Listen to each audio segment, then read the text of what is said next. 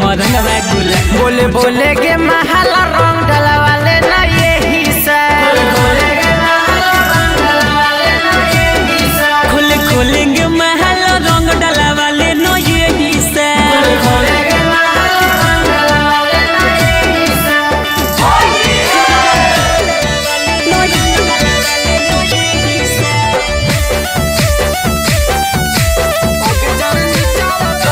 अगे जन नीचावा करबौ लहल तो रहौ ऊपर करबौ पियर।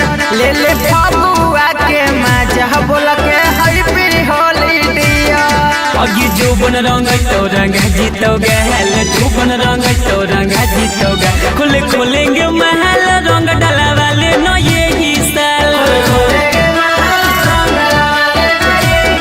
बोले बोले के महल रंग डलवाले ना यही से।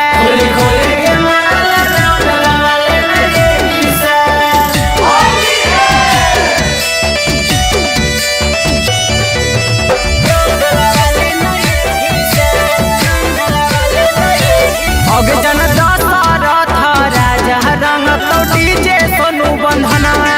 कबो घटे नहीं देता हूँ तोर चोली के खजनवा।